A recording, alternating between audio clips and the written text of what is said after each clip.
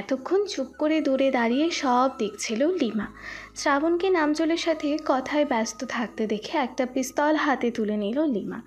তারপর শ্রাবণের দিকে তাক করে গুলি করতেই শ্রাবণ নামজলকে টেনে তুলে দাঁড় করালো নিজের সামনে। সাথে সাথে ঠাস ঠাস করে দুটো গুলি ঠুকে দিল নামজলের পিঠে। নামজল জোরে চিৎকার করে উঠল। শ্রাবণ নামজলকে ছেড়ে পকেট থেকে একটা ছুরি বের করে ছুঁড়ে মারল লিমার দিকে। ছুরিটা সোজা গিয়ে ঢুকে পড়ল লিমার গলায়। চিৎকার করার আগে মৃত্যুর কোলে ঢলে পড়ল লিমা। কিন্তু শ্রাবণ সেদিকে তাল না দিয়ে নামজলকে টেনে তুলে কলার ধরে বলল, তুই এত সহজে মরতে পারিস না নাজবুল, তোর সাথে আমার অনেক হিসাব বাকি আছে। কথাটা বলেই একটা ছুরি বের করে নামজলের গুলি লাগা স্থানে ঢুকিয়ে দিল শ্রাবণ। তারপর খুঁচিয়ে খুঁচিয়ে গুলি দুটো বের করলো সেখান থেকে। তারপর নিজের লোকেদের ইশারায় মরিচের গুঁড়ো আনতে বলল শ্রাবণ। একটা লোক দ্রুত গিয়ে অনেকখানি মরিচের গুঁড়া নিয়ে এলো শ্রাবণের সামনে।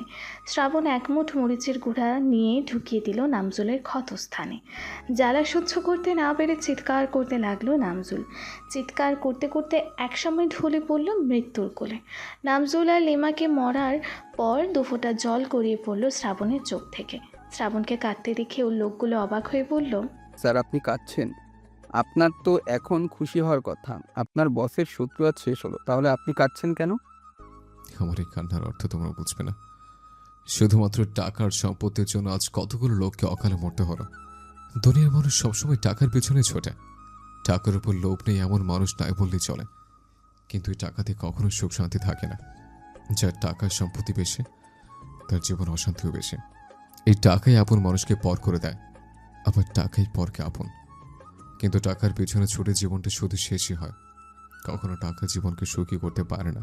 আজ এই টাকার সম্পত্তির লোভী অকালে সরে গেল কতগুলো প্রাণ। আমিও হারিয়ে ফেললাম আমার কত প্রিয় মানুষদেরকে। কথাগুলো বলার সময় শ্রাবণের চোখ থেকে পানি পড়ছিল অঝরে। শ্রাবণের সাথে সাথে ওর লোকগুলো কেঁদে দেয়। তারপর শ্রাবণ ওর লোকেদের লাশগুলো গায়েব করতে আর তার সব প্রমাণ লুকিয়ে ফেলতে বলে সেখান থেকে চলে গেল। পেরিয়ে গেছে 1টি মাস। স্নেহা এখন ভালো চিকিৎসা আর যত্নের কারণে পরিপূর্ণ সুস্থ। এই 1 মাসের মধ্যে বৃষ্টি অনেক চেষ্টা করেছে শ্রাবণের কাছে আসার, শ্রাবণের মান ভাঙানোর, কিন্তু প্রতিবারই বৃষ্টি ব্যর্থ হয়েছে। শ্রাবণ যেন বৃষ্টিকে একদম সহ্যই করতে পারে না। বৃষ্টিকে কাছে আসতে দেখলে দূর দূর করে তাড়িয়ে দেয় শ্রাবণ। কিন্তু বৃষ্টি এখন শ্রাবণের বাসাতেই থাকে, সাথে স্নেহাও। তবে বৃষ্টিকে নিজের রুমের ধারে কাছেও আসতে দেয় না শ্রাবণ। বৃষ্টি আলাদা রুমে থাকে ওর ভাবির সাথে। স্নেহাও শ্রাবণকে বেশ কয়েকবার বোঝানোর চেষ্টা করেছে, কিন্তু প্রতিবারই স্নেহাকেও ফিরিয়ে দিয়েছে শ্রাবণ। সকালে ঘুম থেকে ওঠার পর ফ্রেশ হয়ে এসে ল্যাপটপে কাজ করছে শ্রাবণ নিজের রুমে বসে। বৃষ্টি 1 কাপ কফি হাতে শ্রাবণের সামনে গিয়ে দাঁড়িয়ে বলল, আপনার কফিতে চিনি একটু বেশি দিয়েছি যাতে আপনার তেতো ভাবটা একটু কমে। আপনি যে রাগী, মাঝে মাঝে আপনাকে তেতোই মনে হয়। কথাটা বলে হাসি মুখে কফিটা এগিয়ে দিল বৃষ্টি শ্রাবণের দিকে। শ্রাবণ এখনও একইভাবে ল্যাপটপে কাজ করছে। দেখে মনে হচ্ছে যেন ও বৃষ্টির কোনো কথাই শোনেনি। শ্রাবণের কোনো রিয়াকশন না দেখে বৃষ্টি শ্রাবণের ল্যাপটপটা বন্ধ করে দিয়ে শ্রাবণের কোলে বসে পড়ল। তারপর বলল, এই যে মিস্টার, আমি যে কখন থেকে আপনার জন্য কফি হাতে দাঁড়িয়ে আছি সে খেয়াল আছে আপনার? উফ, পাটা ব্যথা করছে আমার। কথাটা বলার সাথে সাথে বৃষ্টিকে কোল থেকে নামিয়ে নিচে ফেলে দিল শ্রাবণ। নিচে পড়ে গিয়ে কফিটা বৃষ্টির হাতের উপরেই ধরে পড়ল। ভাগ্যিস কফিটা ঠান্ডা হয়ে যাওয়ায় বৃষ্টির কিছু হলো না, কিন্তু নিচে পড়ে কোমরে বেশ ব্যথা পেল বৃষ্টি। শ্রাবণের এমন আচরণে শ্রাবণের দিকে অসহায় দৃষ্টিতে তাকিয়ে রইল বৃষ্টি। বৃষ্টিকে এভাবে তাকিয়ে থাকতে দেখে শ্রাবণ উঠে দাঁড়িয়ে দাঁতে দাঁত চেপে বলল, এই মেয়ে, এই তোর কি লজ্জা বলতে কিছু নেই? এতবার মানা করা সত্ত্বেও তুই কোন সাহস আমার রুমে এসছিস? তুই সাহস কি করে হয় আমার কোলে এসে বসা? তোকে বলেছি না আমার আশেপাশে যেন তোকে আমি না দেখি। তবুও কোন সাহসে তুই বারবার আমার কাছে আসার চেষ্টা করিস? বল। বেহার নির্লজ্জ মেয়ে কোথাকার, বের হব রুম থেকে, এক্ষুনি বেরিয়ে যা। শ্রাবণের কথা শুনে বৃষ্টি ছলছল চোখে উঠে দাঁড়ালো। তারপর কাঁদতে কাঁদতে বেরিয়ে গেল রুম থেকে। বৃষ্টি চলে যেতেই দেয়ালে সজোরে একটা ঘুষি মারল শ্রাবণ। তারপর মনে মনে বলল, আমি কেন তুমি কাছে টেনে নিতে পারছি না বৃষ্টি? কেন এতটা ভালোবাসা সত্ত্বেও তুমি সহ্য করতে পারছি না নিজের সামনে? তুমি দেখলেই বারবার মনে পড়ে যাচ্ছে আমার তোমার অবহেলার কথাগুলো। তুমি যে আমি অনেক বেশি কষ্ট দিয়েছো বৃষ্টি। আমার সব বিশ্বাস ভালোবাসাকে বারবার ফিরিয়ে দিয়েছো তুমি। কথাগুলো ভেবেই একটা দীর্ঘশ্বাস ফেলল শ্রাবণ। তারপর ল্যাপটপ খুলে আবারও নিজের কাজে মনোযোগ দিল। কেমন আছেন নীল? আমি ভালো আছি। আপনি কেমন আছেন তিথি? যেমন আপনি রেখেছেন। মানে আপনার কথার মানে ঠিক বুঝলাম না তিথি। বুঝতে হবে না, এবার বলুন আপনার বাসার সবাই কেমন আছে? সবাই ভালো। By the way, you looking so cute and gorgeous. সত্যি শাড়িতে আপনাকে দারুণ মানিয়েছে। আজকে আপনাকে একদম বাঙালি নারীর মতো লাগছে। নীলের কথা শুনে লজ্জায় লাল হয়ে গেল তিথি। তিথিকে লজ্জা পেতে দেখে নীল মুচকি হেসে বলল, বাহ বাহ, ডিটেকটিভ তিথির আবার লজ্জাও পাই, জানা ছিল না তো। নীলের কথা শুনে লজ্জামাখা হাসি দিয়ে তিথি বলল, কেন? ডিটেকটিভ বলে কি লজ্জা পেতে নেই? ডিটেকটিভের আড়ালে আমি একজন বাঙালি নারীও, তাই লজ্জা তো একটু পেতেই পারি, তাই না? বাই দ্য ওয়ে, আপনাকেও কিন্তু আজকে খুব হ্যান্ডসাম লাগছে। থ্যাঙ্কস। তো বিয়ে করেছেন কবে? না মানে বিয়ে করার চিন্তা ভাবনা আছে নাকি নেই? নীলের কথা শুনে মাথা নিচু করে তিথি বলল, বিয়ে করব বলেই তো আপনাকে এখানে আসতে বলেছি।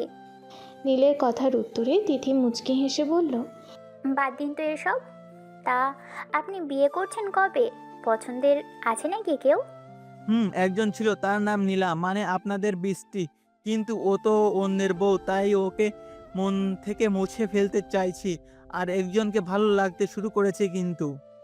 এতটুকু বলতে নীলকে থামিয়ে দিয়ে নীলের হাতের উপর হাত রেখে তিথি বলে উঠল, ভালো যখন লেগেছে আমায়, তখন তো হ্যাংলামো না করে বলে দিলেই তো পারেন। আমি তো আপনার এই কথাটা শুনবো বলেই এসেছি। আমিও যে আপনাকে ভালোবাসতে শুরু করেছি। তিথির কথা শুনে নীল অবাক হয়ে বলল, আমার মনের খবর আপনি কি করে বুঝলেন? আমি একজন ডিটেকটিভ, তাই অনেক কিছুই না বললেও বুঝতে পারি। তাই এখন কি আমায় প্রপোজ করবেন, নাকি বৃষ্টির মতো আমিও কাউকে বিয়ে করে চলে যাব? তিথির কথা শুনে নীল মুচকি হেসে উঠে দাঁড়ালো, সাথে তিথিও উঠে দাঁড়ালো। নীল তিথির সামনে হাঁটু কেটে বলতে লাগলো, যেদিন তোমায় প্রথম দেখেছিলাম আমাদের বাসায়, তখন একটা বিরক্তি অনুভব করি তোমার নিয়ে, কারণ তুমি তখন খুবই চঞ্চলা ছিলে। তারপর যতদিন যেতে লাগলো, সেই বিরক্তিটাই মনের মাঝে দাগ কেটে যেতে লাগলো। ভালো লাগাতে শুরু করলাম তোমাকে। কখন যে সেই ভালো লাগাটা ভালোবাসায় পরিণত হলো বুঝতেই পারিনি আমি। তুমি কি আসবে আমায় অগোছালো জীবনটাকে তোমার ভালোবাসায় গুছিয়ে দিতে?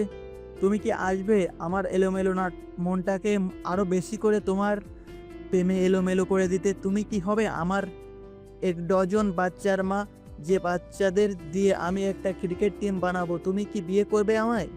হবে কি আমার জীবনসাথী? I love you Tithi, I love you so much.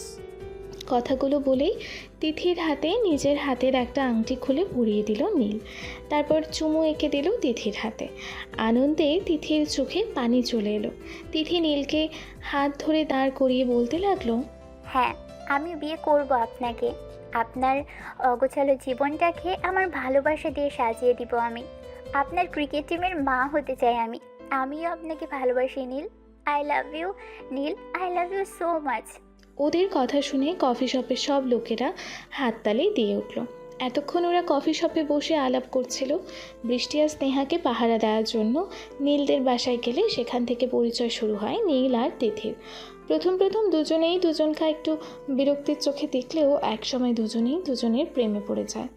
সন্ধ্যা 7:15। শ্রাবণ সারাদিন অফিসের কাজে বাইরে ছিল। একটু আগে ফিরে ফ্রেশ হয়ে এসে কাপড় চেঞ্জ করেছে শ্রাবণ। গায়ের টি শার্টটা খুলে নতুন একটা টি শার্ট যখনই গায়ে পরবে শ্রাবণ, তখনই শ্রাবণকে পেছন থেকে কেউ জড়িয়ে ধরল। শ্রাবণের আর বুঝতে বাকি রইল না এটা কে। বৃষ্টির স্পর্শ যে বড্ড পরিচিত ওর। শ্রাবণ ঝাড়ি মেরে বৃষ্টির কাছ থেকে নিজেকে সরিয়ে নিয়ে কিছুটা দূরে চলে গেল। শ্রাবণকে দূরে যেতে দেখে বৃষ্টি বলল, সারাদিন কোথায় ছিলেন আপনি? জানেন আপনার জন্য কত চিন্তা হচ্ছিল আমার। কতবার কল করেছি আমি আপনার ফোনে, ফোনটাও বন্ধ করে রেখেছেন। এমন কেন করছেন আপনি আমার সাথে? কত শাস্তি দিতে চান আমায় আপনি? প্লিজ পুরোনো কথা ভুলে যান না প্লিজ। আমি যে আপনাকে ছাড়া বাঁচতে পারছি না শ্রাবণ। আমি আপনাকে অনেক আর কিছু বলতে পারল না বৃষ্টি। তার আগে বৃষ্টির গালে সজোরে একটা থাপ্পড় মেরে দিল শ্রাবণ। শ্রাবণের হাতের থাপ্পড় খেয়ে তাল সামলাতে না পেরে ফ্লোরে পড়ে গেল বৃষ্টি। তারপর গালে হাত দিয়ে অসহায় চোখে তাকালো শ্রাবণের দিকে। শ্রাবণ বৃষ্টির তাকানো দেখে বৃষ্টির দিক থেকে চোখ সরিয়ে নিয়ে বলতে শুরু করলো, ভালোবাসা মানে তুই কি জানিস? যে ভালোবাসার কথা বলছিস তুই, তুই যদি সত্যি আমায় কখনো ভালোবাসতি না, তাহলে কখনো অন্যের কথা বিশ্বাস করে আমার পেটে ছুরি চালাতে পারতি না।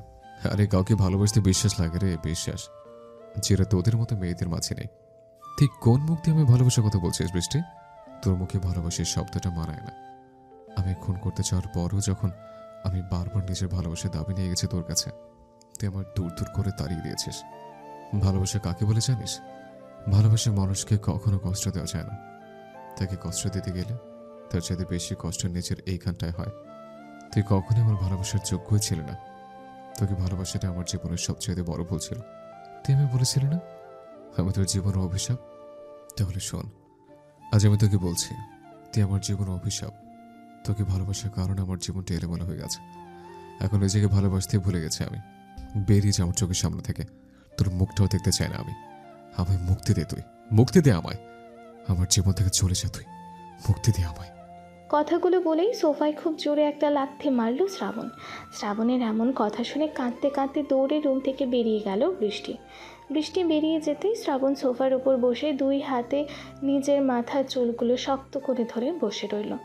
প্রায় 15 মিনিট পর স্নেহা দৌড়ে এসে শ্রাবণকে বলল, শ্রাবণ, তুমি কি বৃষ্টিকে দেখেছো?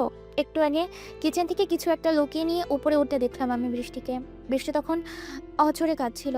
আমি বারবার ওকে ডাকলাম, কিন্তু আমার কথা সাড়া দিল না। আমার খুব ভয় করছে শ্রাবণ, ওর অনেক রাগ। তোমার সাথে কিছু কি ওর হয়েছে? স্নেহার কথা শুনে উঠে দাঁড়ালো শ্রাবণ। তারপর স্নেহাকে থাকতে বলে বৃষ্টি বৃষ্টি বলে ডাকতে ডাকতে ছুটে গেল শ্রাবণ। শ্রাবণ মনে মনে বলতে লাগলো, আমি কি করলাম? আমি কি করে আমার জায়গায় হাত তুলতে পারলাম?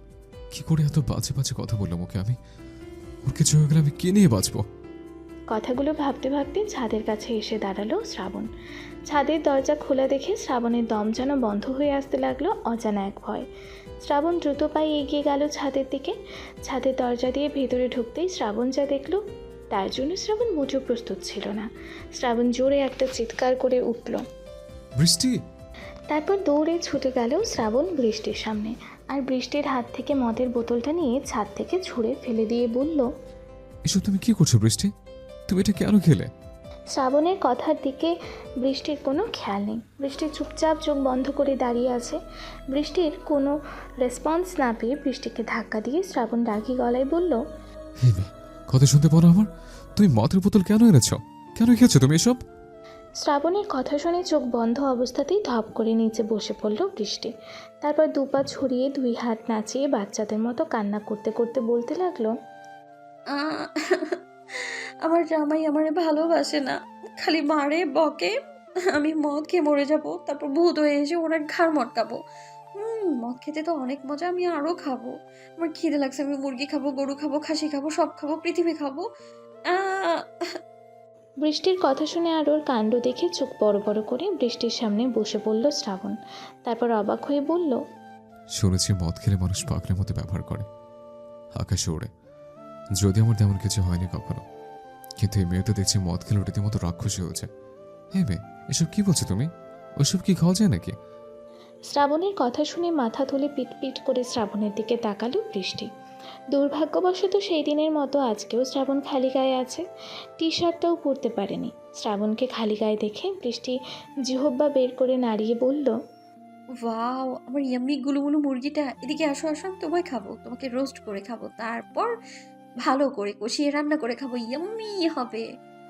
কথাগুলো বলেই শ্রাবণের দিকে এগিয়ে আসতে লাগলো বৃষ্টি। বৃষ্টির কথা শুনে আর ওর আচরণে নিজের দিকে ফিরে তাকালো শ্রাবণ। তারপর নিজেকে খালি গায়ে দেখে তাড়াতাড়ি বৃষ্টির কাছ থেকে সরে গিয়ে বলল, ও মাই গড, সেদিনের মতো আজকেও মেয়েটা আমায় মুরগি বানিয়ে খাবে? শ্রাবণ, প্রাণ বাঁচাতে চাইলে ভাগ ভাই, নইলে মেয়েকে দেখে যা বোঝা যাচ্ছে এই মেয়ে আজকে তোকে সত্যিই খেয়ে ফেলবে। কথাগুলো বলেই বৃষ্টির থেকে পালাতে লাগলো শ্রাবণ। আর বৃষ্টি ঢুলু ঢুলু পায়ে শ্রাবণকে ধরতে গেল আর গান গাইতে লাগলো। যেও না মুরগি, ও যেও না মুরগি, চলেছ একলা কোথায়? আমার পেটে ইঁদুর দৌড়ায়, তোমায় খাবো, যেও না মুরগি। এতটুকু বলি একটু থামলো বৃষ্টি। বৃষ্টিকে থামতে দেখে শ্রাবণ বলল, এই মেয়ে, এই এমন আজেবাজে গান কই পাও তুমি? মাথাটা কি পড়ে গেছে? শ্রাবণের কথা শুনে আবারও শ্রাবণের বুকের দিকে তাকিয়ে জিহ্বা নাচিয়ে শ্রাবণকে তাড়া করতে করতে গান গাইতে লাগলো বৃষ্টি। এতটুকু বলেই শ্রাবণকে ধরে ফেললো বৃষ্টি। তারপর শ্রাবণের গলার কাছে একটা কামড় বসিয়ে দিল। শ্রাবণ বৃষ্টিকে ধাক্কা দিয়ে সরিয়ে গলায় হাত দিয়ে দেখলো রক্ত বের হয়ে গেছে। শ্রাবণ ডাকি গলায় বলে উঠল, তুমি সত্যি একটা রাক্ষসের বৃষ্টি। এইভাবে কেউ কামড় দেয় নাকি? উফ, আমার গলাটা শেষ। খবরদার বলে দিচ্ছে আমার কাছে আসবে না। ইস, কেন যে এই ছাইপাশগুলো বাসায় রাখতে গেলাম? এই রাক্ষসীরা তো আমায় খেয়ে ফেলবে মনে হচ্ছে। শ্রাবণের কথা শুনে বৃষ্টি বলল, ও আমার মুরগির রোস্ট গো, তুমি এত নিষ্ঠুর কেন? আমার পেটে যে ক্ষুধায় হাউমাউ করছে, তুমি আসো, আমি খাবো। কথাগুলো বলেই বৃষ্টি আবারও এগিয়ে যেতে লাগলো শ্রাবণের দিকে। শ্রাবণ আবারও বৃষ্টির থেকে পালাতে লাগলো। আর তখনই ছাদে আসলো স্নেহা। স্নেহাকে দেখে শ্রাবণ স্নেহার আড়ালে দাঁড়িয়ে বলল, ভাবি, আপনার এই রাক্ষসী রণটাকে থামান, আজকে আমায় খেয়ে ফেলবে। উফ, আমার গলা খুব ব্যথা করছে। শ্রাবণের কথা শুনে শ্রাবণের দিকে তাকিয়ে স্নেহা অবাক হয়ে বলল, ও মাই গড, তোমার গলার এই অবস্থা কি করে হলো শ্রাবণ? আর বৃষ্টি এমনই বা করছে কেন? স্নেহার কথা শুনে শ্রাবণ কিছু বলার আগে বৃষ্টি বলল, ও আমার গুলুমুলু মুরগি, তোমায় রোস্ট করে খাবো আমি। ও আমার গুলুমুলু মুরগি, তোমায় আমি রোস্ট করে খাবো। ও আমার গুলুমুলু মুরগি, আমার দিকে মুরগি গো, এদিকে আয় না, তোরে খামো আমি। ইস, কত ক্ষুধা লাগছে আমার। কথাগুলো বলে হাত পা ছোড়াছুড়ি করতে লাগলো বৃষ্টি। বৃষ্টির আচরণ দেখে ড্যাব ড্যাব করে তাকিয়ে আছে স্নেহা। শ্রাবণ স্নেহাকে উদ্দেশ্য করে বলল, ভাবি, আপনিও কি 2 মিনিট সামলান? আমি এখনই নিচ থেকে আসছি, তবে ওর থেকে দূরে থাকবেন। এই মেয়ে কিন্তু চাতা করতে পারে আপনার সাথে। এখনও নিচের মাঝে নেই। কথাটা বলেই নিচে চলে গেল শ্রাবণ। তারপর রুম থেকে একটা টি শার্ট পরে আবারও ছাদে চলে এলো। ছাদে এসে দেখে বৃষ্টি ফ্লোরে বসে মুরগি মুরগি বলে বাচ্চাদের মতো কাঁদছে। আর বৃষ্টির পাশে মাথায় হাত দিয়ে বসে বৃষ্টির কাণ্ড দেখছে স্নেহা। শ্রাবণ আর কিছু না বলে সোজা গিয়ে বৃষ্টিকে কোলে তুলে নিল। তারপর স্নেহাকে উদ্দেশ্য করে বলল, ভাবি, আপনি নিজের রুমে গিয়ে শুয়ে পড়ুন, আমি ওকে সামলাচ্ছি।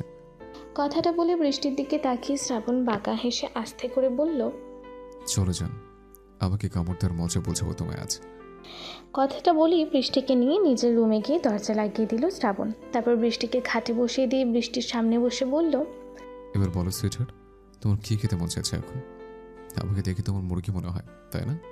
খাওয়াচ্ছি তোমায় মুরগি। কথাটা বলে বৃষ্টিকে আর কিছু বলার সুযোগ না দিয়ে বৃষ্টির ঠোঁট জোড়া আঁকড়ে ধরল শ্রাবণ। বেশ কিছু সময় পর বৃষ্টিকে ছেড়ে শ্রাবণ বলল, এখন বলো, আর মুরগি রোজ খেতে চাইবা? শ্রাবণের কথা শুনে জোরে চিৎকার করে কাঁদতে লাগলো বৃষ্টি। আর কাঁদতে কাঁদতে বলতে লাগলো, ও মা গো, তোমরা কে কোথায় আছো গো? আমার মুরগিটা আমায় খেয়ে ফেললো, আমি মুরগি খাবো না আর। মুরগি আমায় খেয়ে ফেললো, ও মা। বৃষ্টির এমন কাণ্ড দেখে আর কথা শুনে মাথায় হাত দিয়ে নিচে বসে পড়ল শ্রাবণ। তারপর বলল, হায় আল্লাহ, আমি কি ভাবলাম? আরে মাইয়া কি বলে এসব? কথাটা বলেই বৃষ্টিকে আরও কিছু বলবে তার আগেই গলগল করে বমি করে ভাসিয়ে দিল বৃষ্টি। তারপর শ্রাবণের বুকে ঝাঁপিয়ে পড়ে ঘুমিয়ে পড়ল। শ্রাবণ বেচারা এমন একটা অবস্থার জন্যে মোটেও প্রস্তুত ছিল না। বেচারা রীতিমতো বেকল হয়ে বৃষ্টির দিকে তাকিয়ে রইল। তারপর বৃষ্টিকে কোলে তুলে নিয়ে ওয়াশরুমে চলে গেল শ্রাবণ। সকালে ঘুম ভাঙতেই নিজেকে শ্রাবণের বিছানায় শোয়া অবস্থায় আবিষ্কার করল বৃষ্টি। শোয়া থেকে উঠে বসে মাথায় হাত দিয়ে ধরে বৃষ্টি বোঝার চেষ্টা করলো কাল রাতে ওর সাথে ঠিক কী হয়েছে। তখনই রুমে ঢুকলো শ্রাবণ। তারপর বৃষ্টির পাশে এসে বসে বৃষ্টির দিকে লেবুর শরবতের গ্লাস এগিয়ে দিয়ে বলল, এটা খেয়ে নাও, কিছুটা বেটার ফিল হবে। শ্রাবণের কথা শুনে শ্রাবণের দিকে তাকালো বৃষ্টি। তারপর শ্রাবণের হাত থেকে গ্লাসটা নিয়ে ঢক ঢক করে সবটুকু শরবত খেয়ে নিল। শরবতটা খেয়ে নিচু গলায় শ্রাবণকে উদ্দেশ্য করে বলল, আমি এখানে কি করে এলাম? আমি তো ছাদে ছিলাম, তারপর ওই বোতলের তরলটা খাই, তারপর তুমি মানুষ থেকে রাক্ষসে পরিণত হও, তাই তো? শ্রাবণের কথা শুনে শ্রাবণের দিকে বড় বড় চোখ করে তাকালো বৃষ্টি। তারপর বলল, মানে? বৃষ্টির প্রশ্নের উত্তরে শ্রাবণ কিছু না বলে বাঁকা হেসে রুম থেকে বেরিয়ে গেল। আর তখনই রুমে ঢুকলো স্নেহা। স্নেহাকে দেখে বৃষ্টি বলল, ভাবি, কালকে কি হয়েছিল আমার, তুমি কি কিছু জানো? কি হয়নি সেটা বলো বৃষ্টি। কালকে তোমায় কে কি বলেছো ওইসব ছাইপাশ খেতে? তুমি জানো কাল তুমি কি করেছো? স্নেহার কথা শুনে বৃষ্টি অসহায় দৃষ্টিতে তাকিয়ে বলল, কি করেছি আমি? তুমি কালকে রাতে মদ খেয়ে মাতাল হয়ে শ্রাবণ ভাইকে মুরগি ভেবে গলায় কামড় দিয়ে রক্ত বের করে দিয়েছো। আর শুধু তাই নয় বৃষ্টি, যে শ্রাবণ চৌধুরীকে রেখে পুরো ঢাকা শহর ভয় পায়, কালকে সেই শ্রাবণ চৌধুরী তোমার ভয়ে পালিয়েছিল। স্নেহার কথাটা শুনে না চাইতেও ফিক করে হেসে দিল বৃষ্টি। তারপর বলল, ইস, তাই নাকি ভাবি? তাহলে তো ওই 4-5টা আবার খেতে হয়। আর পেলে তো খাবে। সকালে উঠে শ্রাবণ ভাই সব মদের বোতল বাইরে ফেলে দিয়েছে। এক হিসেবে কালকে ওই রকম করে তুমি ভালোই করেছো বৃষ্টি। এই হচ্ছিলেন শ্রাবণ ভাই অন্তত এটা খাওয়াতেও ছাড়ো। স্নেহার কথা শুনে মুচকি হেসে নিচের দিকে তাকালো বৃষ্টি। তাকিয়ে দেখলো ওর গায়ের জামাটা চেঞ্জ করা, সাথে ওর চুলগুলো এখনও হালকা ভেজা মনে হচ্ছে, যেন রাতে গোসল করেছে ও। নিজের এমন অবস্থা দেখে বৃষ্টি অবাক হয়ে বলল, এ কি ভাবি, আমি গোসল করলাম কখন? আমার গায়ের জামাটা চেঞ্জ হলো কি করে? কালকে তুমি মাতলামো করে তারপর বমি করে সব মাখিয়েছো, তখন শ্রাবণ ভাই হয়তো সব চেঞ্জ করে দিয়েছে। আফটার অল তোমার স্বামী হয়তো উনি। স্নেহার কথা শুনে লজ্জায় মাথা নিচু করে ফেললো বৃষ্টি। বৃষ্টিকে লজ্জা পেতে দেখে স্নেহা উঠে হাসতে চলে গেল। একটু পর রুমে ঢুকে শ্রাবণ। অফিসের জন্য রেডি হতে লাগলো শ্রাবণ যখন আয়নার সামনে দাঁড়িয়ে রেডি হচ্ছিল, তখন বৃষ্টি খাট থেকে নেমে দৌড়ে গিয়ে শ্রাবণকে পেছন থেকে শক্ত করে জড়িয়ে ধরল। তারপর জড়িয়ে ধরে বলল, ভালোবাসি, খুব ভালোবাসি। বৃষ্টির কথা শুনে মুচকি হাসলো শ্রাবণ, কিন্তু হাসিটা বৃষ্টিকে দেখতে না দিয়ে গম্ভীর গলায় বলল, কি হচ্ছে কি এসব, হ্যাঁ? যখন তখন এইভাবে একটা ছেলেকে জড়িয়ে ধরতে লজ্জা করো না? বেহায়া কোথাকার, ছাড়ো বলছে। আমার অফিসের দেরি হয়ে যাচ্ছে।